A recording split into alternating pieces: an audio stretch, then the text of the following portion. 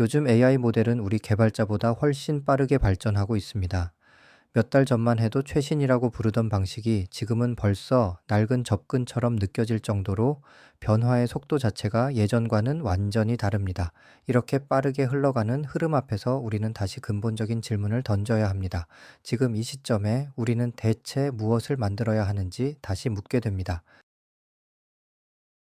오늘은 이 질문에 답을 찾기 위해 세 가지를 순서대로 짚어보겠습니다.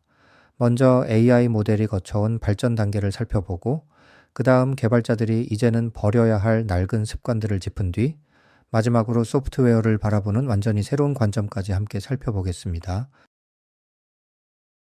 지난 몇 년 사이 AI 모델은 크게 세 단계를 거치며 발전해 왔습니다. 첫 번째 단계는 소넷 3.5가 열어젖힌 도구 호출의 시대입니다. 이 모델은 처음으로 도구를 안정적으로 호출하면서 실제 업무 코딩에 믿고 쓸 수 있는 수준에 도달했습니다. 두 번째 단계는 오퍼스 4.5가 연장시간 자율 작업의 시대입니다. 이 모델은 맥락을 잃지 않은 채로 몇 시간이 걸리는 작업도 처음부터 끝까지 스스로 완수할 수 있게 됐습니다. 세 번째 단계는 미토스가 열어젖힌 오케스트레이션의 시대입니다. 이 모델은 스스로를 이해하고 여러 하위 모델을 직접 스폰해서 작업을 나누고 결과 검증까지 수행합니다. 주목할 점은 이 세 단계 사이의 간격이 점점 짧아지고 있다는 사실입니다.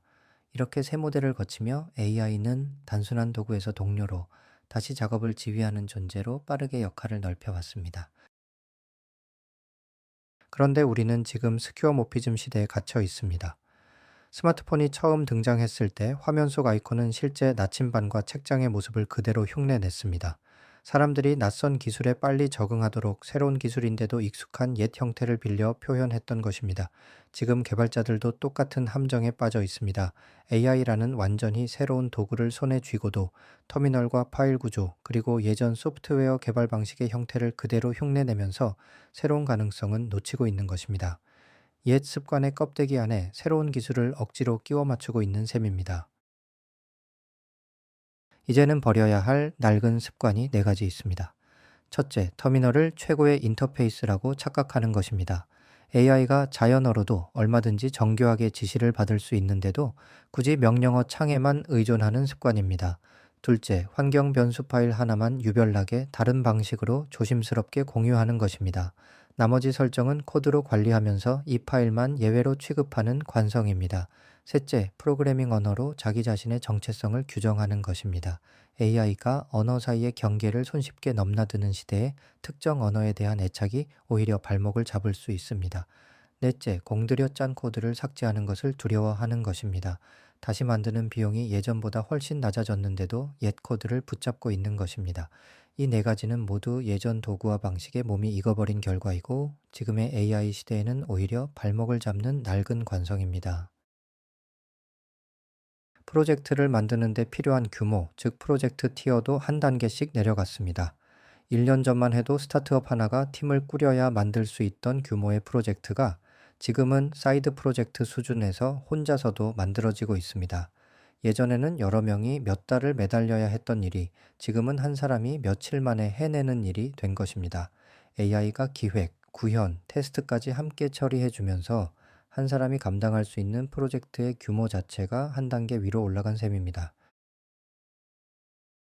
심지어 어떤 서비스는 통째로 마크다운 파일 하나가 크론으로 도는 수준으로 대체되기도 합니다. 예를 들어 PR 트리아지를 자동화하는 서비스가 있다고 해봅시다.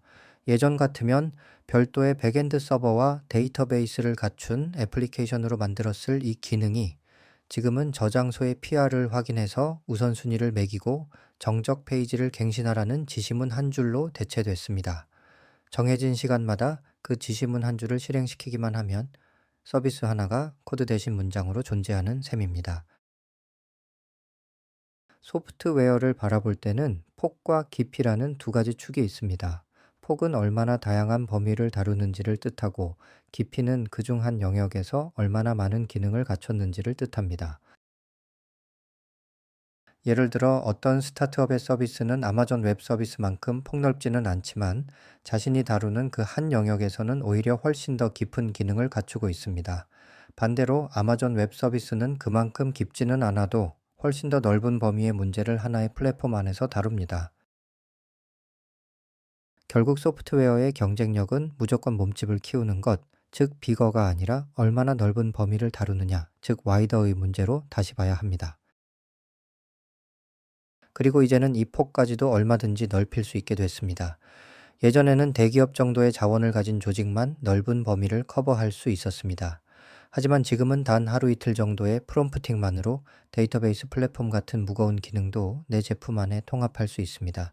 시스템을 잘 설계해두면 부족한 기능이 있을 때 사용자가 직접 그 빈자리를 채우게 만드는 것도 가능해집니다. 결국 한 사람 혹은 아주 작은 팀도 예전 같으면 대기업만 시도할 수 있었던 만큼 넓은 제품을 만들 수 있는 시대가 된 것입니다.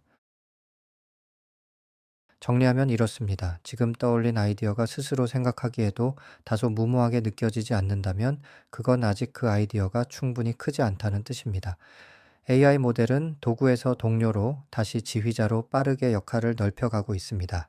이런 흐름 속에서 우리도 터미널, 환경 변수, 언어에 대한 집착 같은 낡은 습관을 하나씩 내려놓고 더 넓고 더 크게 생각해야 할 때입니다. 오늘 나눈 이야기가 여러분이 다음에 무엇을 만들지 결정할 때 하나의 기준이 되길 바랍니다.